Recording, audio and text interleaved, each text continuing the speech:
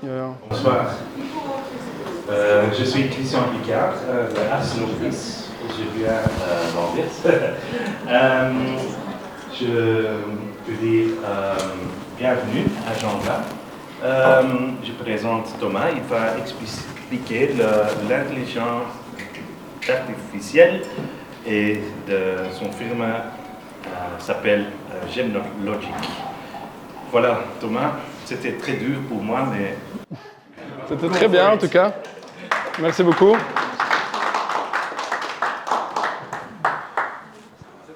Bonjour, bienvenue. Est-ce que vous pensez que c'est mieux sans micro ou avec micro? Comme ça, c'est sans micro. C'est mieux avec micro? On fait avec micro? Ouais? Ok, ça va. Très bien. Voilà, bonsoir à tous. Merci de nous rejoindre à cette soirée. Je m'appelle Thomas Debonnet, j'ai 31 ans. Je suis développeur. Et merci. J'ai créé un logiciel qui est dédié pour les bijoutiers qui s'appelle Gemlogic.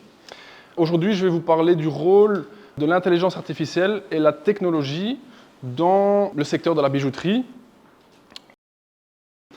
Entre parenthèses, j'ai peut-être un bon accent en français, mais c'est pas ma langue maternelle, donc possible que je fais quelques petites erreurs, voilà.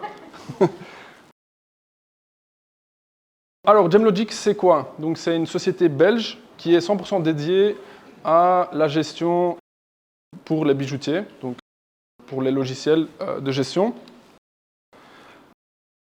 Alors, notre mission, c'est d'offrir aux bijoutiers un système de gestion complet, donc qui contient tous les modules dont il a besoin pour gérer les activités de tous les jours. On est là pour automatiser et simplifier en fait les tâches journalières que vous avez en tant que bijoutier. On utilise l'intelligence artificielle de plus en plus là-dedans, c'est ce que je vais vous montrer plus tard. Aujourd'hui, on va parler de comment est né Gemlogic, comment est-ce que j'ai commencé à faire ça pour les bijoutiers. On va un peu essayer de démystifier l'intelligence artificielle, simplifier, surtout comment on peut utiliser l'intelligence artificielle de manière efficace. Et je vais aussi vous présenter un peu Gemlogic et comment on a implémenté l'intelligence artificielle dans notre système. Et à la fin, il y aura une partie questions-réponses. Si, entre-temps, vous avez des questions sur quelque chose qui n'est pas clair, s'il vous plaît, dites-le moi directement et on peut clarifier, parce que c'est un sujet qui n'est pas toujours facile. Donc, si vous avez quelque chose, n'hésitez pas à m'interrompre si quelque chose n'est pas assez clair. Alors, comment est né Gemlogic? Peut-être vite vous expliquer mon parcours. En gros, quand j'étais jeune, j'ai toujours été intéressé par tout ce qui est commerce. Donc, quand c'était à l'école, c'était les cartes Pokémon. Plus tard, à l'internat, j'étais à l'internat et là, je vendais des hamburgers à mes collègues d'internat pour gagner un peu plus d'argent. Après, j'ai commencé à vendre des chaussures. Donc, j'allais chez Primark et je les vendais à mes amis, etc. C'est quelque chose que j'ai toujours bien aimé faire, même dans les jeux vidéo et tout. J'étais toujours le personnage qui vend et qui achète. Bref. Et aussi, mon père était informaticien. Donc, depuis mon très jeune âge, j'avais un ordinateur dans la chambre. Je pense que j'avais 8 ans, j'avais un ordinateur avec Internet. Donc, c'est quelque chose que j'ai toujours bien aimé aussi, tout ce qui est technologie et codage et développement. Et donc voilà, donc en 2009, j'avais 16 ans, j'ai eu mon premier contrat, on va dire, pour la création d'un site web. Et puis à partir de là, c'est là où j'ai commencé à vraiment bien aimer tout ce qui est développement. Et comme j'aimais bien vendre, etc., des produits, j'ai fait la chose la plus logique, c'est commencer à faire un e-commerce. Et bon, j'ai eu plein de produits que j'ai essayé de vendre, que ça n'a pas marché. Jusqu'à un premier moment, mon premier produit qui a vraiment bien marché, c'était les verres à bière. Donc j'allais chercher les verres à bière dans des centres de distribution et je les vendais en France, en Allemagne, en Angleterre, parce que bien sûr, tout le monde qui veut boire une lèvre veut le boire dans un verre. Et comme la bière est très réputée dans ces pays-là, ça a bien marché. Là, vous pouvez voir un Noël où il y avait tellement de boîtes à emballer que le sapin était caché. Et donc ça, c'était chez ma mère. Moi, je vous assure qu'elle n'était pas emballée. Donc ici, là, vous pouvez voir qu'en 2014, j'ai vendu plus de 1000 verres. Et pourquoi je vous montre ce slide? Parce que Vous pouvez voir, comme tout bon entrepreneur, j'utilisais Excel pour gérer ma société. Très vite, on se réalise que Excel, c'est pas assez puissant. Donc ici en bas, vous pouvez même voir les paiements et le stock et tout. Donc c'était assez marrant de retrouver cette image où je gérais vraiment ça avec Excel. Mais comme je faisais quand même beaucoup de ventes et c'était l'international, et je vendais sur des plateformes en ligne, il me fallait un système. Et donc c'est là où j'ai commencé à développer un système de gestion pour ma société, donc pour gérer le stock, pour gérer la comptabilité, pour gérer les clients. En 2017, donc, j'ai continué à vendre en ligne, donc ça a vraiment commencé à prendre de l'ampleur. Je ne vendais pas que seulement des verres à bière, je vendais vraiment toutes sortes de produits. Et ça, c'est vraiment une image de mon stock. On avait tous les produits dans des bacs bien spécifiques et le système de gestion savait vraiment exactement qu'est-ce qu'il y avait dans quel bac, quelle était la date de péremption. Enfin, c'était vraiment un système extrêmement poussé. Et ça nous a permis de vendre plus de 300 000 euros de produits. C'est des produits belges qu'on vendait en Europe. 2018, donc, le système de gestion devenait tellement poussé, devenait tellement puissant que, par hasard, quelqu'un m'a dit « Mais est-ce que tu n'as pas un système pour moi? Est-ce que je ne peux pas l'utiliser aussi ?» C'était un menuisier qui avait besoin d'un système. Les menuisiers, ils ont un business assez simple. Ils font juste des factures, des offres et ils ont besoin d'un CRM. Donc, c'est assez simple comme business. Donc, il a pu prendre mon système. 2019, premier client dans la bijouterie. Donc, vous connaissez peut-être la boutique Van der Avert à Louvain. C'est un ami à moi de l'internat. Il a repris la boutique de ses parents qui travaillaient dans la boutique depuis 30 ans. Donc ils avaient leur manière de travailler, leur système. Enfin, leur système, c'est écrit sur des papiers. Donc c'était vraiment, ils avaient pas du tout de système de gestion. Et ils se plaignaient fortement qu'il n'avait rien, qu'ils cherchaient quelque chose sur le marché, ils ne trouvaient pas. Au final, je lui ai dit, si tu veux, je peux te faire un système. Comme j'étais encore assez nouveau dans la vente de mon système ou dans le déploiement de mon système. Donc, grâce à lui, on a pu avoir toutes les informations nécessaires de comment est-ce qu'un bijoutier fonctionne. Van der Avert, eux, ils font la vente, ils font les réparations et ils font la création de bijoux. Donc, ils font vraiment les 3 plus grandes catégories de bijoutiers. On voit, donc ils avaient vraiment besoin de tous les différents modules. Et donc, on lui a créé un système parfait sur mesure. Et puis après, on s'est réalisé en fait qu'on avait un système qui était super puissant pour les bijoutiers et que sur le marché, il n'y avait pas vraiment quelque chose où c'était plutôt des softwares qui étaient plus anciens. Et donc, on s'est dit, on va continuer là-dedans. Et en 2020, alors, on a créé GemLogic et on se concentre 100% sur les bijoutiers et sur un système de gestion pour bijoutiers. Et maintenant, en 2024, récemment, on a eu notre 100e utilisateur qui utilise notre système. Alors, c'est quoi GemLogic? C'est une plateforme pour tous les besoins de tout type de bijoutier. Comme j'ai dit, il y a 3 types de bijoutiers. Il y a les détaillants qui ont besoin d'un système de stock assez avancé, mais c'est plutôt des produits finis. Ils doivent aussi pouvoir avoir un système de suivi client qui est assez poussé. Après, il y a les ateliers de réparation. Eux, ils doivent pouvoir suivre les réparations, ils doivent avoir un module qui est vraiment spécifique pour les réparations. C'est complètement des autres besoins. Enfin, pas complètement, il y a la base qui est la même comme la facturation, le CRM, etc. Mais quand même des modules qui sont assez différents. Et le troisième, c'est les créateurs. Eux, ils ont plutôt besoin d'un système de stock de matières premières qui est très très avancé. Et donc, on a des modules pour tout type de bijoutier. Donc on a 17 modules différents pour la gestion. Donc en gros, tout ce qu'un bijoutier devrait avoir besoin, on a. Et si on ne l'a pas, notre but, c'est de l'avoir rapidement. Pour ça, on utilise vraiment les demandes de nos clients actuels, le feedback de nos clients qui sont sur le terrain, parce que nous, on n'est pas vraiment bijoutier. Donc on utilise vraiment les informations de nos clients pour améliorer le système. Il est aussi possible de customiser à vos besoins notre plateforme. Donc ça, on voit aussi que les bijoutiers, ils sont tous un peu différents. Et quand on a créé notre premier système pour Van der Avert, on a eu un deuxième bijoutier et on a essayé d'implémenter là. Et on voyait que c'est un peu différent. Ils travaillent tous un peu de manière différente. Donc on a ajouté la possibilité de customiser des automatisations comme l'envoi de mails automatiques, l'envoi d'SMS automatiques. On améliore le système aussi en continu. On fait des updates hebdomadaires. C'est une plateforme sur le cloud, ça veut dire que vous pouvez l'accéder de partout. Donc si vous êtes sur votre téléphone en Thaïlande, vous pouvez accéder à votre stock, à vos données. sur iPad ou sur ordinateur. On commence à intégrer maintenant l'intelligence artificielle à notre plateforme. L'intelligence artificielle, c'est quoi? En général, quand on voit l'intelligence artificielle, on nous montre une image comme ça, ce qui ne veut pas vraiment dire grand-chose, c'est pas très clair, c'est assez abstrait, on ne comprend pas très bien, on dirait que c'est une intelligence omnisciente qui sait tout. En réalité, ce n'est pas vraiment le cas. Moi, je préfère voir l'intelligence artificielle comme une sorte de machine qui a été faite pour une chose et une chose bien spécifique. Il y a plein de types différents d'intelligence artificielle. En général, ils sont bons à une seule chose et ils le font très très bien, mais ce n'est pas une intelligence qui sait tout. Après, ce qui est intéressant, c'est quand on a des machines comme ça, on peut les lier. C'est là où ça fait de la magie, mais juste une intelligence artificielle, il faut le penser comme une machine qui fait quelque chose, juste une tâche très très bien. Ici, je vous montre un schéma un peu d'une intelligence artificielle. C'est assez simplifié, mais en général, ils marchent tous de la même manière. Donc, ici, on a une intelligence artificielle qui va détecter si une pierre précieuse, elle est fausse, oui ou non. Et donc, on a les données d'entrée, on a toujours des données d'entrée, et on a toujours une réponse ou des données de sortie. Et ici, cette intelligence artificielle, elle a été entraînée pour la tâche spécifique de détecter si une pierre précieuse est fausse, oui ou non. Et donc, les données d'entrée, c'est l'image. Ici, ça, c'est le réseau neural de l'intelligence.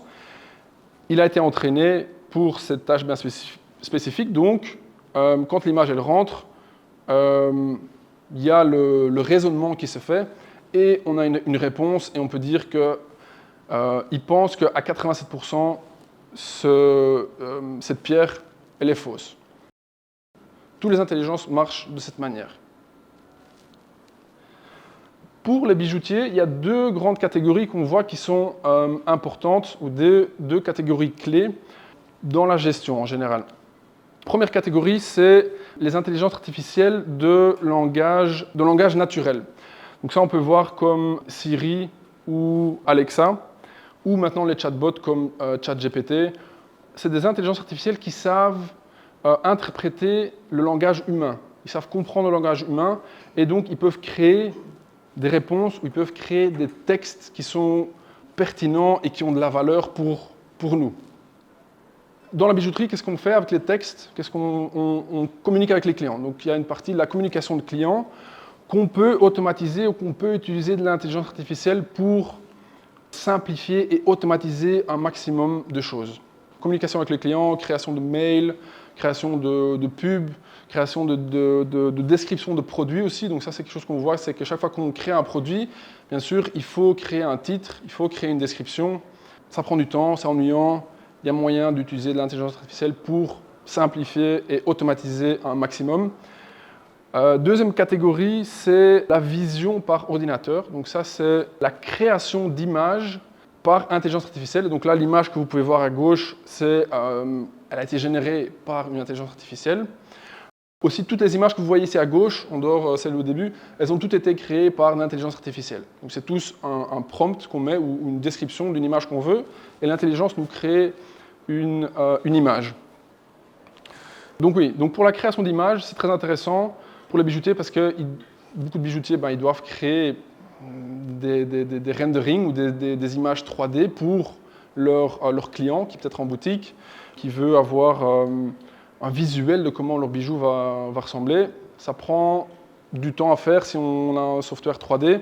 Il y a moyen de faire ça maintenant avec l'intelligence artificielle et les résultats sont vraiment incroyables. Et aussi l'analyse de pierres précieuses. En général, ça, ce n'est pas vraiment le cas pour les bijoutiers, c'est vraiment pour les importateurs que c'est intéressant. Et donc ici, maintenant, je vais vous faire une démonstration en live de ChatGPT. J'imagine que tout le monde a déjà utilisé ou connaît ChatGPT. Oui? Vous l'utilisez pourquoi, par exemple, actuellement?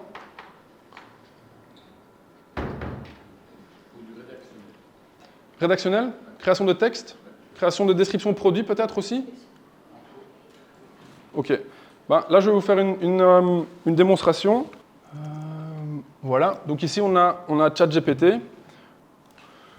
Très simple, on peut lui demander « Crée-moi une description de produit pour une bague en or 18 carats. En général, on peut demander ce type de question. Le résultat qu'on a est pas mal, mais il est pas parfait. Il n'est pas parfait parce que déjà, on reçoit du texte en plus ici qu'on n'a pas trop demandé. C'est du contenu, c'est du contexte, oui, mais qu'est-ce qu'on veut? C'est vraiment ce texte-là. Le problème avec ce texte-là, c'est quoi? C'est que c'est assez générique. Donc c'est du texte, ok, c'est un bon début, mais c'est un peu trop... C'est un peu trop générique, pas assez customisé à nos besoins. Après, on peut lui demander, fais attention, fais ci, fais ça, mais ça reste quand même pas très pratique à utiliser, parce que maintenant, le résultat qu'on a, on va devoir le changer, on va devoir le prendre d'ici, le mettre dans notre software, le modifier. Ça reste très, très ennuyant. Maintenant, comment est-ce qu'on a implémenté ça dans GemLogic? Donc on a ici... oui, donc d'abord, en fait, je voudrais vous parler de deux concepts clés dans le prompting, ou dans la génération dans la communication plutôt, avec les intelligences artificielles. Il y a deux concepts, c'est le contexte et le prompting. Donc le contexte, c'est l'information qu'on fournit à l'intelligence artificielle préalablement. C'est un peu les informations qu'on lui donne, on lui dit qui il est, qu'est-ce qu'il doit faire, à quoi il doit faire attention. Peut-être qu'on lui donne quelques exemples de comment il doit agir. Et ça va permettre à l'intelligence de répondre d'une meilleure manière sur nos demandes. Après le prompting, ça c'est vraiment la demande directe qu'on lui pose. Donc le contexte, c'est plutôt l'information qu'on lui donne préalablement, un peu comme un entraînement qu'on donne à un employé peut-être. Et le prompting, c'est vraiment la demande directe qu'on lui donne, la mission qu'il a actuellement. Ce qu'il faut comprendre, c'est que quand on donne beaucoup d'informations à une intelligence artificielle, beaucoup de contexte, c'est un petit peu comme un employé qu'on a entraîné et qu'on lui a donné beaucoup d'exemples sur comment créer des descriptions. Et quand on va lui demander de créer une description, les résultats vont être beaucoup mieux que si on demande à quelqu'un, on va dire quelqu'un qui ne se connaît pas ou quelqu'un dans la rue, on lui demande « Est-ce que tu peux me créer une description pour ce produit ?» Il va nous donner une réponse, mais la réponse va être très générique et ne va pas être customisée à nos besoins. C'est très important de donner du contexte et de donner des informations préalablement au modèle pour avoir des résultats plus pertinents. Voilà, donc ici maintenant je vais vous montrer comment on a implémenté ça dans GemLogic. Donc ici on est dans le système GemLogic, je ne vais pas encore aller en détail exactement, mais ici on a la liste de produits. On peut aller ajouter un produit, donc on peut aller créer un produit, on peut dire bag 4, 5, 6, on peut choisir une catégorie, donc on peut dire c'est une bag, on peut choisir un fournisseur, on peut choisir une marque. Voilà, donc là maintenant on a déjà donné de l'information à notre système sur cette bague en particulier. Qu'est-ce qu'on peut encore donner? On peut aller mettre des matériaux, donc on peut aller dire ok, donc c'est en or jaune. On peut dire que c'est 3 grammes d'or jaune. On peut encore ajouter un autre. On peut dire que c'est un diamant à 0,7 carats. Donc ici maintenant, on a donné déjà des informations assez pertinentes pour une création de produit. Donc là maintenant, je vais créer une description de produit. Donc ici maintenant on est sur le produit, on a un petit bouton ici pour aller envoyer une demande à l'intelligence artificielle. Ça prend plus ou moins 10 secondes pour avoir une réponse. Ce qui est très intéressant aussi, c'est qu'on envoie aussi des exemples d'autres produits qu'on a déjà dans notre stock. Donc le fait de lui donner des exemples d'autres produits qu'on a dans notre stock, c'est des produits qu'on a déjà validés, c'est des produits qu'on est déjà d'accord sur la structure, sur la manière dont on veut avoir des descriptions. Et donc tout ça, on envoie à l'intelligence artificielle, on lui dit « crée-moi une description pour cette marque, cette description et ces données ». Et ça va permettre alors d'avoir un titre qui est pertinent sur le produit, mais qui est aussi adapté à votre goût, parce qu'il a eu des exemples sur comment vous aimez bien la création de titres et de descriptions. Ici, on peut voir la renommée marque Anna Maria Camilli vous présente cette bague, une véritable illustration de luxe, confectionnée avec une rigueur incomparable. Donc, ici, comme j'ai dit, le texte ici, il a été généré probablement parce qu'il a déjà vu des autres exemples, mais aussi parce que l'intelligence artificielle connaît des informations qu'il trouve en ligne. Enfin, ils ont été entraînés sur des données en ligne, donc il connaît un petit peu Anna Maria Camilli. Il pourrait dire que c'est une marque italienne. Il pourrait avoir des informations en plus. Donc, ce n'est pas seulement des exemples, mais c'est aussi sa connaissance à lui sur le sujet. Et c'est là où vraiment on peut avoir des descriptions qui sont vraiment très très bien, adaptées à notre goût, et aussi au plus d'exemples qu'on a, au plus de produits on a, au meilleurs vont être les résultats. Donc ça, c'est une manière qu'on a intégré l'intelligence artificielle pour la création de produits. Je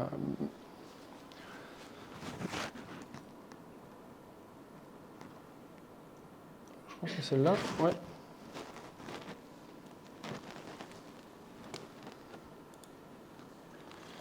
Voilà, donc ici, c'est un petit peu un diagramme de ce que je viens de vous montrer. On a, ici, on a les informations qui ont été ajoutées par l'utilisateur, donc c'est la catégorie, le matériel, la marque, etc. Gemlogic, qu'est-ce qu'elle fait? Nous, on va améliorer votre prompt. Donc on va dire, crée-moi une description pour ce produit, on lui donne les informations, et on lui donne encore d'autres exemples à suivre. Il y a encore toute une série d'autres choses qu'on lui dit qu'il doit faire attention, donc c'est vraiment le guider. Donc, comme vous avez vu, il n'y a pas seulement la description, mais il y a aussi le titre. Donc, le titre, c'est un peu plus court qu'une description. Donc, c'est toutes les informations qu'on lui donne, qu'on lui guide, pour avoir le meilleur résultat. Donc, on envoie tout ça à l'intelligence artificielle et on a une description qui est adaptée à notre goût. Prochain exemple, c'est la génération d'images de bijoux. Ça marche plus ou moins de la même manière. Donc ici, on a à nouveau une demande, le prompt direct de l'utilisateur. Donc il nous demande une bague en argent avec saphir et en petit rubis. Nous, qu'est-ce qu'on fait? C'est on va améliorer votre demande. Donc on va lui dire ne pas ajouter des mains, pas mettre de fond blanc, faire une photo professionnelle. On lui donne le contexte, on lui dit quelle est sa mission, on lui dit à quoi il doit faire attention. En gros, on lui dit qu'il faut faire des images de bijoux, faire attention à certaines choses. Donc on lui envoie plein d'informations en plus pour avoir des images qui sont de meilleure qualité. Donc ça, je peux vous montrer en live qu'est-ce que ça donne. Donc ce que je vais faire, c'est je vais faire une petite démonstration, puis après peut-être que quelqu'un peut me faire une demande et on va voir le résultat que ça a. Donc ici on peut mettre bague en argent avec saphir unique, voilà. Donc on va générer l'image, donc encore, on va améliorer le prompt, on l'envoie à l'intelligence artificielle qui va nous renvoyer une image. Après, c'est pas une science exacte. Le résultat qu'on va avoir varie. De temps en temps, pour le même prompt, on va avoir des résultats qui sont différents.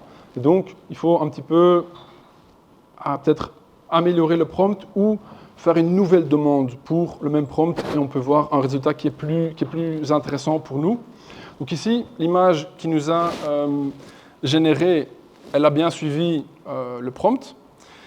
Ce qui est intéressant maintenant, c'est qu'on peut aller demander des changements ou des améliorations sur cette image. Donc si on veut par exemple maintenant transformer la pierre en forme de poire, on peut dire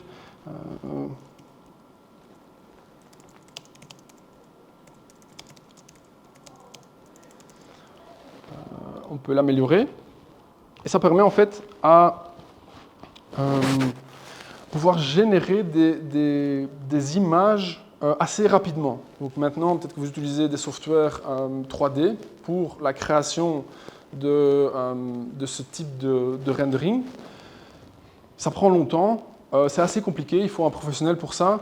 Avec cette manière-là, on peut vraiment utiliser du texte pour... tout le monde peut le faire en fait. C'est super simple. Ici, vous pouvez voir qu'on a la possibilité de régénérer la même image. Donc si on n'est pas content sur l'image ici, on peut demander de régénérer l'image. Donc il va régénérer une nouvelle version. Même chose ici pour... ça, c'est pour créer des variations. Donc si on veut un produit similaire, mais on veut quand même que ce soit un peu différent, on peut aussi créer des variations. Et ça peut aussi aider quand on veut créer une nouvelle collection. Quand on veut de l'inspiration, on peut vraiment dire tout type de description. On va améliorer votre demande et on va avoir un résultat qui est pas mal. Et on peut vraiment demander tout ce qu'on veut. C'est assez incroyable. On peut par exemple maintenant demander d'en faire un bracelet si on veut, ou un collier. Transformer en collier. On va essayer bracelet aussi après. De temps en temps, les résultats sont pas... De temps en temps, ce qu'il fait, c'est il a tendance à créer des bagues un peu trop incroyables.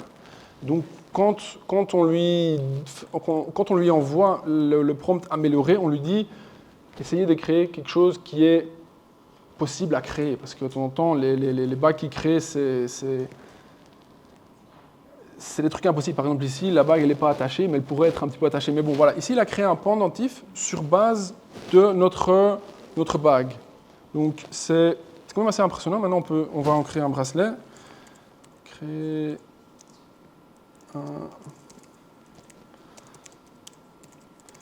un bracelet similaire. Donc, ça pourrait être aussi un client qui est en boutique, qui n'a pas d'inspiration, qui vous dit « moi j'aime bien les saphirs, j'aime bien quelque chose en or », vous pouvez rapidement créer une image sur place, lui demander « est-ce que c'est quelque chose comme ça que vous voulez ?»« Ah oui, j'aime bien ça ». C'est un gain de temps énorme et c'est aussi un meilleur service que vous pouvez fournir à votre client. Voilà, donc là maintenant il nous a créé aussi un bracelet. Il a aussi ajouté le collier, donc de temps en temps ça arrive qu'il ne suit pas 100% notre demande. Voilà, ce n'est pas une science exacte, mais ça a quand même de la valeur et ça peut accélérer fortement la génération de ce type d'image. À quel point on peut être précis dans la demande? Parce que par exemple, voilà, j'ai un client qui vient avec une pierre d'un certain carat, d'une certaine dimension, qui n'a pas envie que ce soit trop romantique, qui a envie que ce soit moderne. Tu vois, est-ce qu'on peut aller vraiment très loin dans la description? C'est ça. Au plus loin on va, au mieux le résultat va être. C'est souvent des briefings quand même assez précis des clients.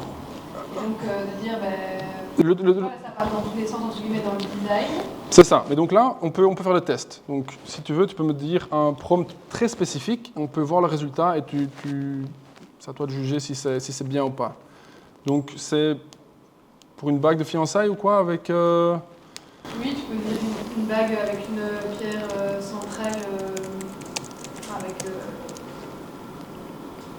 une tourmaline en centrale, et puis avec un entourage, mais avec un design pas trop romantique, donc plutôt moderne. Oui, moderne. Enfin, après, moderne, c'est difficile à utiliser. Design pas trop romantique, on peut mettre. Hein. Enfin, après, non, c'est pas dans le sens que tu dois dire ou moderne ou contemporain. Quoi. Oh là là. Ah oui, c'est pas facile à écrire. Comme ça? Oui. Ouais. Autre chose? En or rose et par exemple la tourmaline de dire en taille coussin par exemple. Taille? La taille coussin. Coussin? Ouais. Comme ça. Un S? Deux S? Ouais. Ouais. Une tourmaline verte. Quoi, en plus? Ouais. Ici, tourmaline verte, c'est ça? Comme ça? Ouais.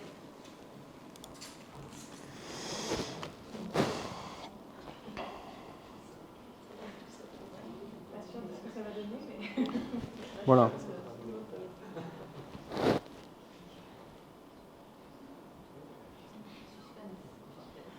Et le prix aussi.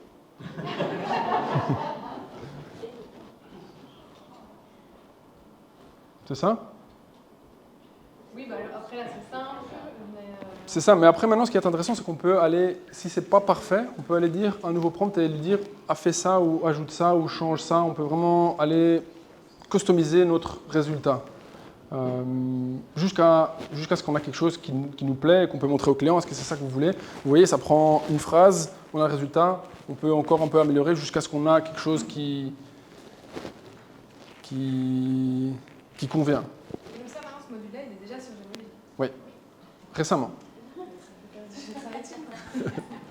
Oui. Question, je vois les images que vous montrez, les images, je veux dire, esthétiquement, ça tient la route, mais au niveau de la fabrication du bijou, ça ne tient pas du tout la route. C'est ça, oui. C'est là où... Quelque part, vous montrez au client quelque chose qu'il a vu, mais qui, au niveau de la faisabilité... C'est ça, c'est ça. Et donc, en général, ils ont tendance à faire des bagues incroyables avec des centaines de rubis et qui est gros comme ça. Et donc, dans la demande qu'on lui demande, on lui dit, faites-le simple, gardez-le vraiment... Mais la machine n'est pas un Joël, il y a des... Oui. Fabriquer une bague, c'est un métier, hein, je veux dire. Et quelque part, on se rend compte que ça fonctionne après les bases de données qu'ils ont, ils comparent les trucs qu'ils mélangent. C'est ça, c'est ça. Après, moi je ne suis pas bijoutier, donc je ne pourrais pas dire si c'est compliqué ou pas à faire ce type. Il y en a, mais donc nous on précise bien quand on envoie la demande. Donc si on envoie juste la demande comme ça, en général on va avoir une bague qui est pas faisable. Donc nous quand on envoie la demande, on lui dit vraiment, faites attention que ça doit être une bague qui est créable, ça ne peut pas être un truc énorme. Donc on lui dit vraiment, fais attention à ça. Et donc on a tout un tas d'autres critères qu'on lui dit qu'il doit faire attention pour avoir le meilleur résultat. Parce que le meilleur résultat, pour vous, c'est quelque chose qui est créable. Parce que si vous montrez ça à un client, et c'est pas créable, alors ça sert à rien. Donc ça, on lui précise, mais il ne le suit pas tout le temps. De temps en temps, il fait des bagues, je l'appelle les bagues Game of Thrones. C'est juste des bagues infaisables. Et donc c'est quelque chose qu'on fait attention, qu'on veut que les résultats soient bons. Et aussi, ces modèles, ou ces intelligences artificielles, ils s'améliorent tous les jours. Donc, d'ici un mois, les résultats vont être encore mieux. Ils vont être encore mieux. Et nos prompts aussi vont être mieux. Donc, il y a un moment où les résultats vont être tellement bons qu'il ne faudra plus utiliser de software 3D. Parce que tout pourra être fait juste en créant du texte. Tellement plus vite, tellement plus simple, on a plus d'inspiration.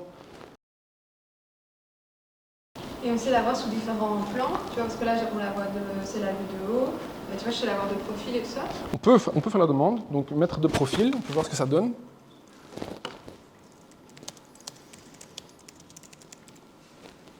Alors c'est ici que on voit que c'est pas une science exacte. Elle va pas prendre exactement cette bague-là et la tourner. La bague, elle va être différente. Parce que c'est quand même une intelligence artificielle qu'on lui demande et donc elle ne comprend pas l'image en fait. Elle comprend juste le texte et elle crée l'image. Mais donc pour l'instant, elle ne va pas prendre l'image, elle ne va pas la mettre droite. Elle va juste prendre exactement la même demande qu'on lui a donnée. C'est une demande assez grande. Et donc voilà, là on commence déjà à aller vers la bague Game of Thrones. Et donc elle a quand même suivi ce qu'on lui a demandé. Mais c'est une bague qui est beaucoup trop grande. Elle est beaucoup trop grande, elle n'est pas faisable. Et donc, ce qu'on peut faire, c'est on peut juste lui dire régénérer l'image, parce que ça ne va pas. Et donc là, on peut commencer... On peut lui imposer la grandeur de la pierre. Oui, on peut lui dire, il faut une petite pierre. Oui, on peut essayer. Donc c'est là aussi où on a besoin de votre input, et c'est les promptings. Plus d'informations que vous donnez, plus pertinents les résultats vont être. Voilà, ça c'est déjà plus une bonne réponse. Il a quand même encore mis des doigts. Chaque fois je lui dis ne mets pas des doigts, mais je ne sais pas pourquoi il aime bien les doigts, parce que j'imagine sur les photos en ligne qu'il voit, il voit toujours des doigts. Donc je lui précise fortement pas les mettre. Ça arrive encore qu'il les met, mais bon, ça ne change pas que le résultat est quand même mieux que celui d'avant. On pourrait même dire que c'est exactement la même. Non. Non ? De ton œil, oui, mais pas du tout. Comment ça ? C'est parce qu'il y a ça en fait ici. Le corps ? Ah, ça ici.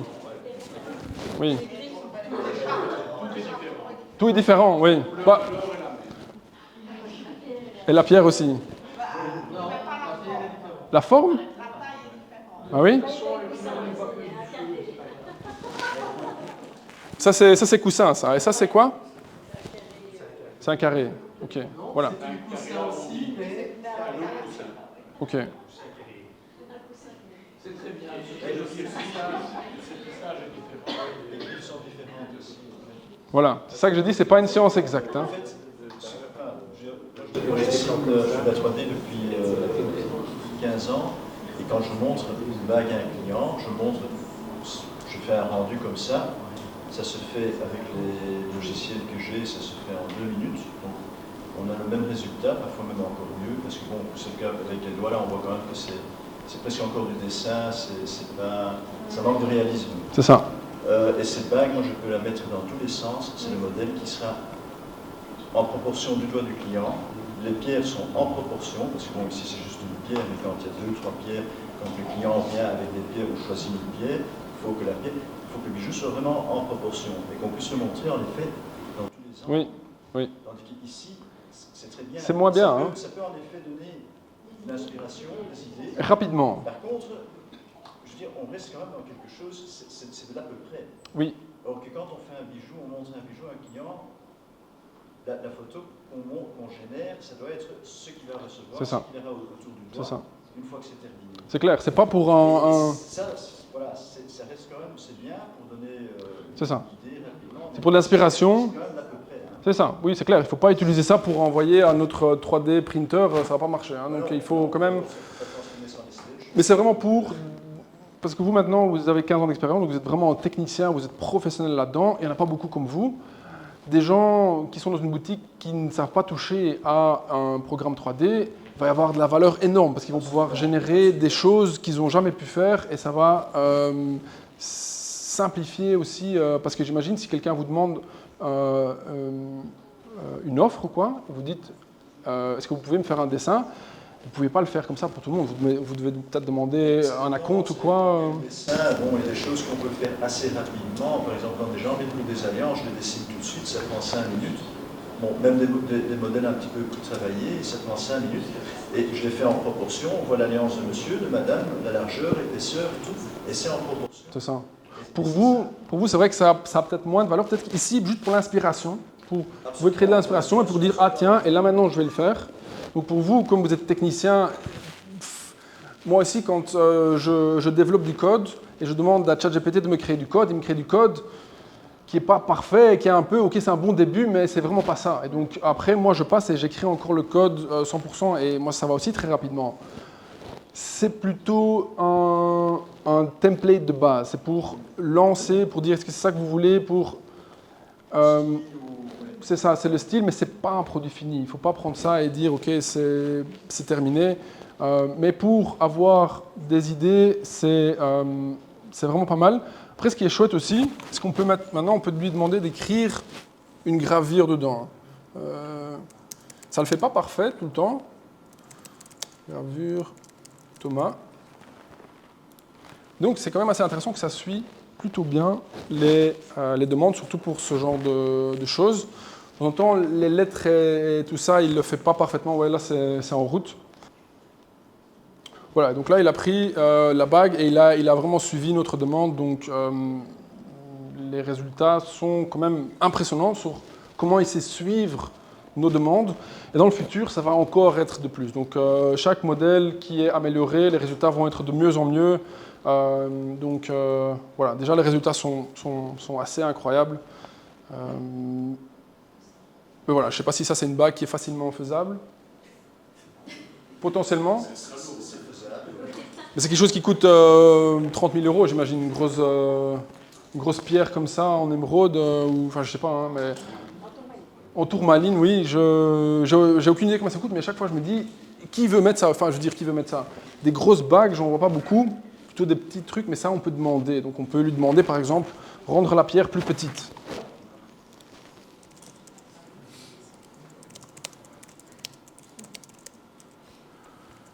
Rendre la pierre plus petite. Voilà, après je pense que c'est le dernier exemple qu'on va faire, sauf si quelqu'un voudrait encore tester quelque chose d'incroyable. Vraiment tout est possible, c'est ça qui est magique, on peut mettre tout ce qu'on veut, on va avoir un résultat. Oui, de temps en temps, il met des trucs en plus qu'il faut pas trop, mais je dirais, dans... Voilà, donc ça c'est pour la partie génération d'images. Oui. Ça c'est sur base d'un croquis, générer une image de qualité. Je ne sais pas si c'est réalisable. Donc ici maintenant, on utilise la technique de texte vers image. Après, il y a aussi des techniques, c'est image vers image. Donc là, on peut donner l'image, on peut dire qu'est-ce qu'on veut changer sur cette image, et ça va le changer. Donc ici, nous, notre implémentation, l'AI qu'on a derrière ne l'a pas encore, cette fonctionnalité, ou elle est vraiment, on l'a déjà essayé, mais c'est vraiment pas terrible. Mais bientôt, ce qu'on va nous implémenter, c'est qu'on peut ici sélectionner une partie, dire qu'est-ce qu'on veut qui change, et ça va changer juste cette partie-là de l'image. Si on veut dire, par exemple, ici, il faut que ça soit lisse, ou ici, il faut qu'on mette des rubis, on va pouvoir sélectionner ce qu'on veut, on dit qu'est-ce qu'on veut ajouter, et ça va alors ajouter ces rubis, par exemple, dans la bague. Et comme elle a le contexte, comme là tout à l'heure, elle a l'information déjà principale, elle sait comment l'ajouter proprement dedans. Donc elle va avoir l'information, elle va connaître la bague, elle va connaître la couleur, elle va pouvoir l'intégrer proprement. Ça arrive bientôt, ce n'est pas encore 100% à point, ça marche, mais je dirais d'ici quelques mois, on va l'avoir dans notre système et là on va pouvoir vraiment être plus précis, parce qu'ici maintenant on lui dit juste rendre plus petite, mais il a changé l'anneau ici. C'est pas terrible, mais donc si on pourrait juste lui montrer ça, on lui dit ok, rends-moi ça plus petit, il va juste rendre ça plus petit et pas toucher à ça. Donc ça c'est l'étape suivante. Ce qui a été demandé, c'est pas ça. C'est à partir d'un croquis que l'on ferait, de l'envoyer pour créer une image. On a eu sur le résultat, on a la main, Donc, un peu plus notre cas. Je pense que oui, je ne l'ai jamais essayé. Ça va arriver, ça c'est sûr, parce qu'on peut déjà faire image to image. Donc on peut dire, ok, voici une image et voici du texte, et puis il va faire ce qu'on lui demande sur l'image. Je ne l'ai jamais essayé, je ne sais pas si ça marche actuellement comme il faut. Je pourrais le tester, je pourrais voir. Et c'est quelque chose qu'en effet qu'on pourrait essayer d'implémenter ici dedans. C'est ce qu'on essaie toujours de faire. Donc quand on a du retour comme celui-ci, c'est quelque chose qu'on va essayer, nous, pour pouvoir l'ajouter dans le système, pour avoir un système encore plus performant. Mais si ça n'existe pas maintenant, ça va certainement exister dans le futur. Déjà maintenant, qu'est-ce qu'ils savent faire? Ils savent prendre juste quelqu'un qui dessine sur une feuille un site web, on le donne à une intelligence artificielle, il y a un site web qui sort, qui est le même design. Après, je n'ai pas encore essayé avec ce type de demande, mais je vais l'essayer. Je vais l'implémenter dès que c'est possible. Voilà. Quelqu'un veut encore faire une requête bien spécifique? Non? Ok.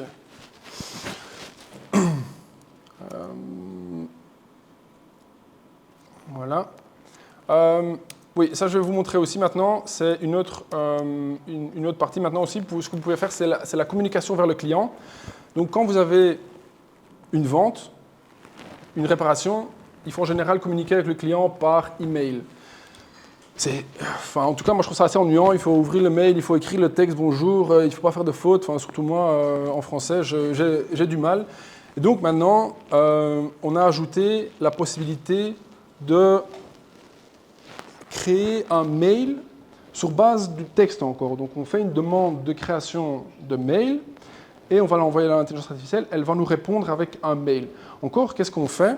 On va envoyer à l'intelligence artificielle vos mails précédents que vous avez envoyés. Comme ça, il y a des exemples sur votre manière de parler, sur votre tonalité.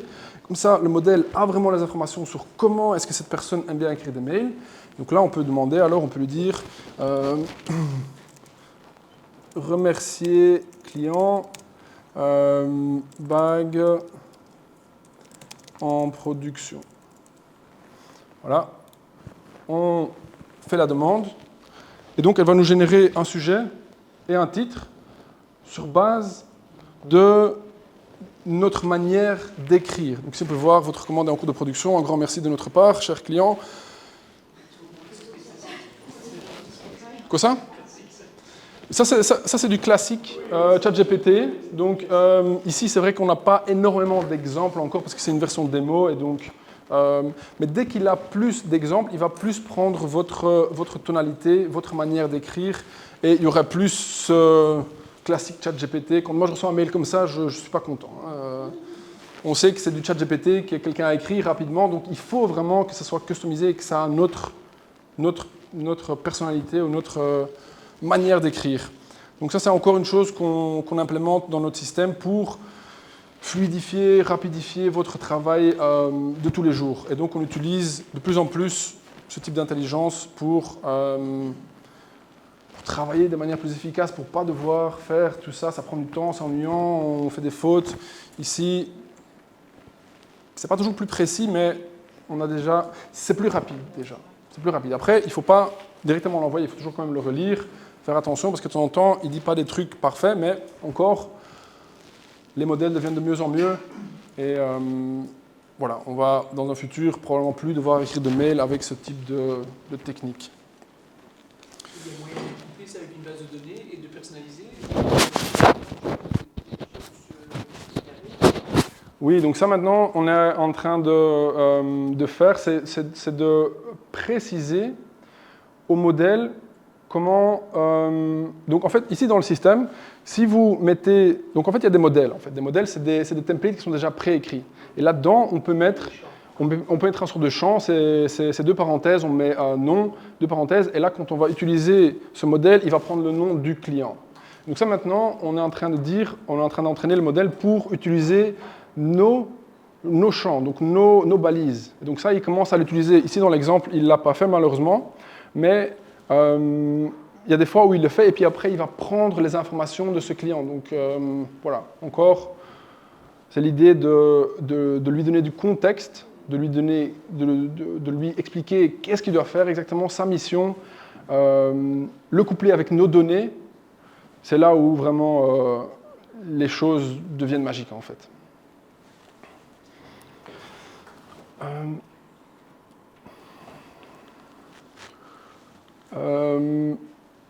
Voilà, donc ici maintenant je vais vous juste expliquer la proposition de GemLogic, qu'est-ce qu'on fait en fait, qu'est-ce qu'on propose comme service.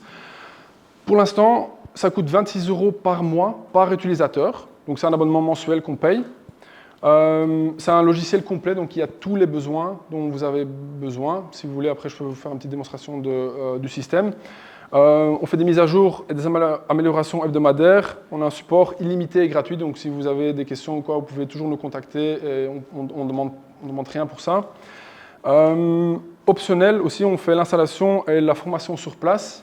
On peut aussi faire la migration de vos données. On s'occupe aussi de ça, de migrer vos données vers GemLogic. Et pour les membres de Ars Nobilis, on fait ça gratuitement. Donc on fait la formation et la migration gratuitement. Donc de votre système vers le nôtre système, on s'occupe de migrer les données pour s'assurer que tout est comme il faut. Et après, c'est un abonnement mensuel de 26 € par mois. Voilà, donc je vais vite vous montrer un overview de notre système. Donc ça, c'est le système. Vous pouvez voir ici à gauche, on a tous les modules dont on a besoin, donc les contacts, les produits, les ventes, les offres, les réparations. Le stock logistique, on est lié avec Micropacket et DHL, donc vous pouvez créer vos labels d'envoi via ici. Les certificats, vous pouvez créer des certificats, il y a un système d'agenda, comptabilité, il y a aussi un système de tâches, fiches de travail aussi, ça c'est plutôt pour les réparateurs, ils doivent avoir des fiches de travail. Les emails, les flux de travail, donc ça c'est les automatisations que vous pouvez customiser, donc quand une réparation est de retour, ça envoie un SMS et un mail automatiquement vers le client. Carte cadeau, on a vraiment tous les modules dont un bijoutier devrait avoir besoin dans notre système, et on est toujours à l'écoute de bijoutiers sur le terrain, on va dire, pour avoir des informations sur des améliorations qu'on implémente et qu'on distribue vers tout le monde pour avoir un système vraiment ultra performant. Donc ça, c'est un petit peu notre mission et notre proposition qu'on fait. Et voilà, ça conclut la présentation. Non, ça c'est moi qui l'ai fait. Oui. Non, ça c'est moi qui l'ai fait, mais j'ai fait un beau petit prompt et ça a généré... Oui, n'est-ce pas que j'aurais bien voulu pouvoir le dessiner, mais c'est incroyable quand on utilise ce type de créateur d'images. Oui. J'ai bien compris que c'était 26 € par mois par utilisateur. C'est ça. Qu'est-ce que vous appelez utilisateur? C'est un utilisateur, c'est quelqu'un qui utilise votre logiciel. Donc c'est un utilisateur dans le compte, donc il a un nom et donc on peut suivre qui a fait quoi dans le système, on peut communiquer avec eux, on peut... Par vendeuse, c'est ça, oui. Donc comme ça, vous savez... On ne parle pas d'un compte, on ne parle pas d'un PC, c'est ça? Non, non, non. Donc un PC, enfin, comme c'est une application web, c'est dans le cloud, c'est hébergé chez nous. Et donc là, vous allez juste sur l'URL, gemlogic.com. Oui. C'est parce que quand je regarde sur votre site, vous annoncez 87 $ par mois. C'est ça. Donc 87 $ en euros, ça fait 78. Divisé par 3, ça fait 26. Et donc on oblige les gens de prendre minimum 3 utilisateurs. Donc la formule, elle commence par 3 utilisateurs. Donc là, on commence à 87 $, ce qui fait 78 €. Et donc à partir de là, c'est 26 € en plus. Donc si vous avez 5 utilisateurs, vous allez payer 5 fois 26. Donc ça permet aux plus petites bijouteries qui n'ont peut-être pas énormément de fonds pour un grand système, ils n'ont pas beaucoup d'employés non plus, d'avoir une formule qui est plus adaptée. Et puis pour les grands bijoutiers qui ont peut-être 5 différentes boutiques, ils ont un budget plus large à dépenser à un système de gestion. Donc c'est quelque chose de flexible. Comme ça, on arrive à toucher un peu tout le monde avec ce type de pricing. Oui, c'est parce que c'est une non-concordance entre les deux. Oui, c'est vrai que sur le site, maintenant, on met en dollars parce que notre système, il est pas seulement fait pour la Belgique. On l'a développé pour qu'il soit maintenant utilisable partout.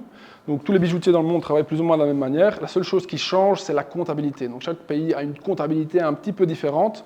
Donc c'est pour ça que nous, notre gestion de comptabilité, on n'a pas un système de comptabilité énormément poussé. On le fait exprès, on le garde assez simplifié. Donc c'est la facturation, création de notes de crédit, et donc c'est les documents comptables de base qu'on peut créer avec le système. Après, il vous faut quand même encore un comptable. Vous pouvez facilement extraire les données pour le donner à votre comptable, mais votre comptable ne va pas pouvoir faire la comptabilité dans ce système-là. Donc il vous faut quand même quelqu'un qui a son système à lui, mais on le fait exprès, comme ça on peut... On a des clients maintenant aux États-Unis, on a des clients au Canada qui utilisent le système, et voilà, leur comptabilité est différente, et donc on fait exprès de garder cette comptabilité simple pour pouvoir toucher tout type de bijoutier. Donc c'est pour ça qu'on met le prix par défaut sur le site en dollars. Et voilà, vous pouvez changer alors sur le site si vous voulez en euros et voilà.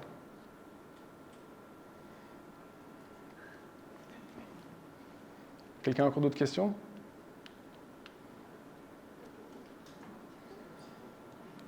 Comment est-ce que vous utilisez actuellement l'intelligence artificielle? Vous utilisez déjà des techniques comme ChatGPT ou quelque chose pour simplifier ou quoi? ChatGPT? Oui, beaucoup? Pour faire des lettres en français. Des emails en français, je dis ok, je mets en flamand et je dis maintenant en français. C'est ça. Traduction, c'est... Ouais. Oui, chinois,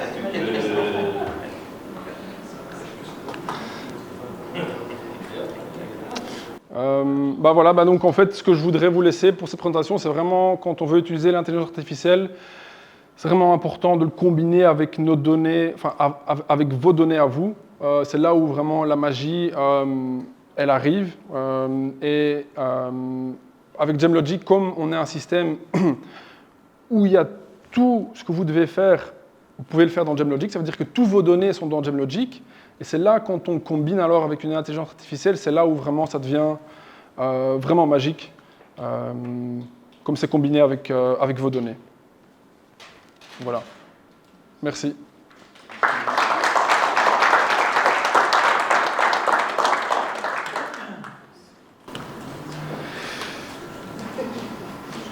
Voilà. Petite question. Oui. Donc, tout est sur le cloud. C'est ça. Et donc, tout ce que vous inventez, des choses comme ça, se trouve sur le cloud. C'est ça. Sécurisé, moyennement sécurisé. Bah donc, nous, on fait... Je ne veux pas dire que c'est pas fort sécurisé, mais... non, bien sûr, c'est... Par souci de sécurité, par exemple, je travaille par exemple sur 2 ordinateurs différents, dont un qui n'est pas connecté sur Internet, pour ne pas avoir de risque à ce niveau-là. Ici, tout le monde peut, tout pirate pourrait y avoir accès. Tout à fait. Donc nous, ce qu'on fait, c'est qu'on fait un backup tous les jours du serveur, de la base de données. Donc on fait un backup chez nous. Donc on a les données chez nous. Après, ce qu'on fait, on les encrypte aussi et on les met sur le cloud en plus. Donc si jamais chez nous, notre serveur il est volé, on a encore les backups qui sont dans le cloud. Donc ça c'est... Donc en théorie, vous êtes Tout on sait, et celui qui volerait ne sait rien faire, donc c'est encrypté, c'est ça? Oui. Après, les informations que nous on stocke chez nous, on les encrypte aussi, mais on les garde une fois par jour, on les télécharge et après on les encrypte. Donc si jamais il y a vraiment un pirate qui sait ce qu'il fait, il pourrait potentiellement avoir accès, mais je veux dire, ça n'arrive jamais. Et même si, dans le pire des mondes, il a accès aux données, c'est un pirate, avec les données, il ne sait pas faire vraiment beaucoup.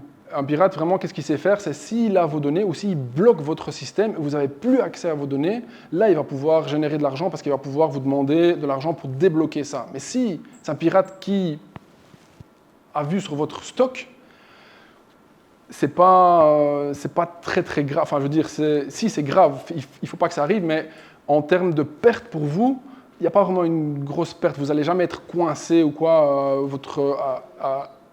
que vos données soient plus accessibles. Donc ça, c'est le plus important, que vos données soient toujours accessibles à vous. Mais les données clients sont reprises aussi sur... Oui. Mais donc nous, on fait, on update notre système pratiquement chaque fois qu'il y a une update à faire, on met à jour notre serveur, on met à jour notre code pour utiliser les toutes dernières technologies, parce que c'est vraiment les vieilles technologies où il y a des problèmes de sécurité. Donc comme nous, on fait vraiment les mises à jour en mode continu, on a les dernières défenses. Et donc ça, c'est quelque chose qu'on fait activement, on met les meilleures défenses, on fait des backups journaliers. Donc au pire, vous allez être, si on a fait le backup hier, vous allez peut-être avoir un jour où les données vont être perdues, mais vous n'allez jamais avoir une perte de données. Vous n'allez jamais perdre vos données ou avoir un hacker qui va vous bloquer. C'est vraiment ça qui est le plus dangereux, c'est quand quelqu'un vous bloque votre entreprise. Et c'est ce qui arrive dans des grosses sociétés où, je ne sais pas pourquoi, ils ne font pas des bons backups, mais on arrive à bloquer leur système et ils ont accès à plus rien. Et c'est là où un hacker peut se faire de l'argent ou peut vraiment vous bloquer.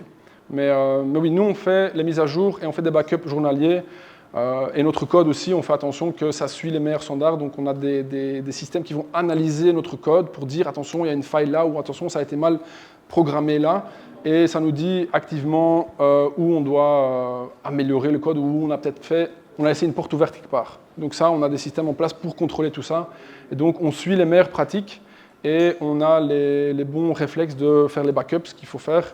Et voilà, c'est comme ça qu'on garantit la sécurité de vos données. Est-ce qu'il est possible de faire un backup en standalone sur son propre PC? Oui, donc ce n'est pas vraiment un backup de la base de données, mais vous pouvez exporter vos données facilement du système. Donc je peux peut-être vous montrer. Donc sur chaque, par exemple ici, quand vous êtes sur la liste de produits, vous pouvez toujours exporter la table dans la base de données dans un fichier Excel. Si vous voulez le faire en plus, vous pouvez le faire. Et nous, ce qu'on est en train de faire aussi maintenant, c'est vous pouvez programmer ces exports automatiquement. Donc, vous pouvez dire une fois par mois, je veux un export de mon Excel. Et donc, comme ça, vous allez l'avoir dans votre système. Vous pouvez faire un export de tous les datas, ou il faut le passer par rubrique? Oui. Pour l'instant, oui. Pour l'instant, il faut passer par toutes les données. Si vraiment vous voulez avoir un backup, nous, on peut le faire, mais on vous l'envoie, nous. Donc, on vous envoie la base de données, mais ce n'est pas via le système. C'est un process différent. Et ça, on peut, quand le backup, on peut vous l'envoyer aussi. Comme ça, vous avez votre base de données, vous avez vos données à vous. Ça, on peut mettre en place. Parce que ça ne devrait pas être très compliqué de faire de routine pour faire des exports de chacune des rubriques, et puis tout rassembler, et puis... exporter en une fois, non? Idéalement, si on veut avoir quelque chose d'utilisable, il faut exporter la base de données SQL. Et donc, c'est un format, c'est comme un grand Excel avec plein de tables dedans. Et comme ça, vous pouvez le réutiliser dans le futur si jamais vous devez faire quelque chose avec. Après, si ici, vous faites les CSV un par un, c'est comme si vous téléchargez une table à la fois et il va falloir faire tout et ça va prendre longtemps. Non, mais vous pourriez prévoir, je veux dire. Oui, nous, on peut prévoir ça. Oui, nous, on peut prévoir ça, ouais, tout à fait.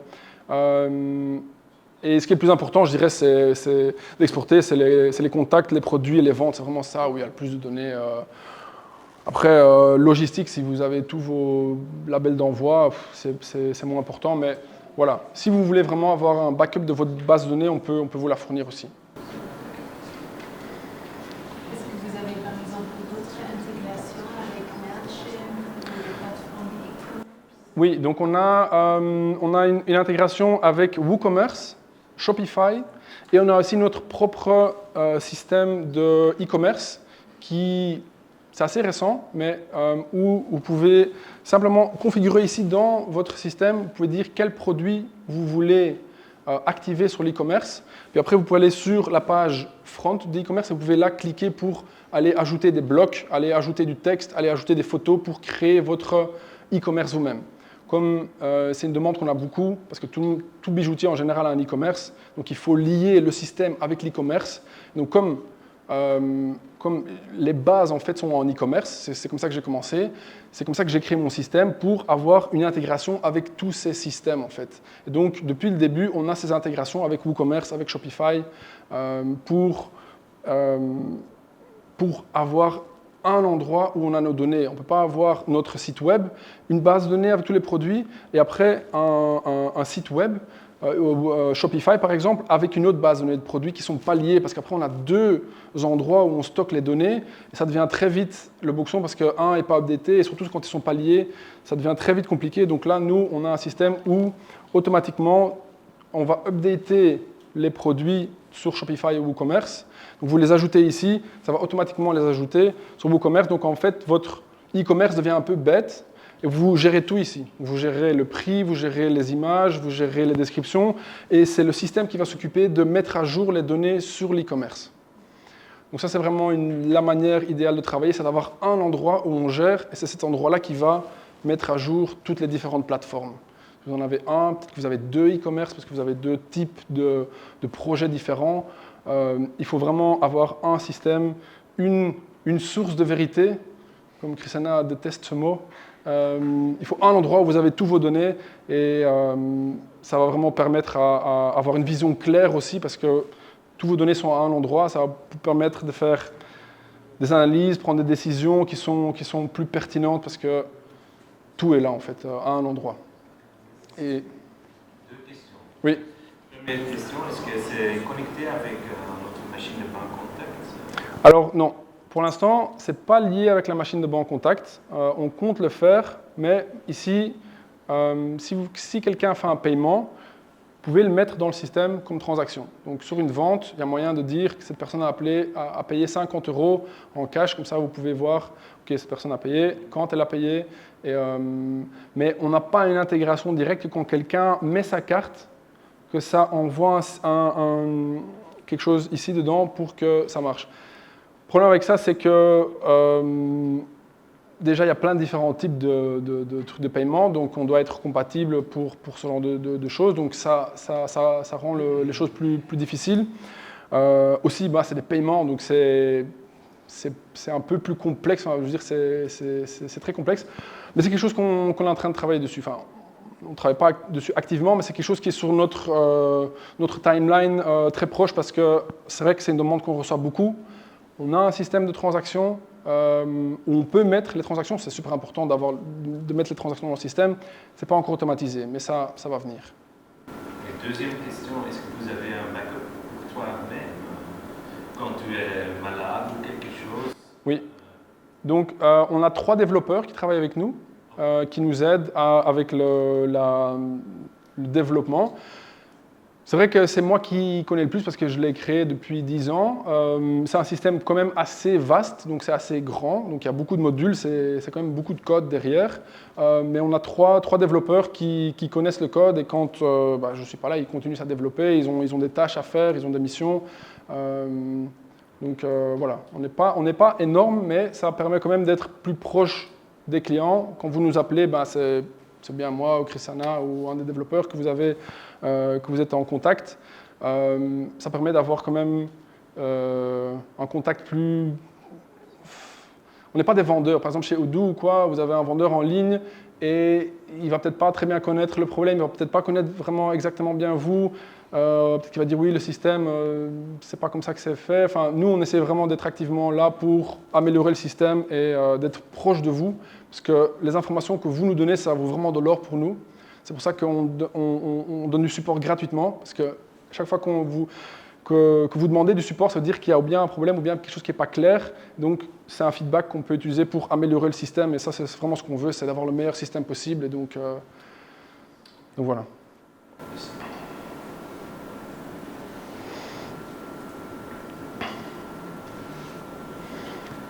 Très bien, s'il n'y a plus de questions, alors je vous remercie pour votre temps. N'hésitez pas si vous voulez avoir une démonstration plus live chez vous en boutique ou quoi, si vous voulez nous appeler ou vous avez des questions, vous pouvez toujours nous appeler. On peut faire un meeting, Zoom, Teams plutôt, pour discuter de votre projet si vous voulez améliorer ou utiliser ce type de technologie. N'hésitez pas à nous appeler pour prendre rendez-vous et on peut faire ça.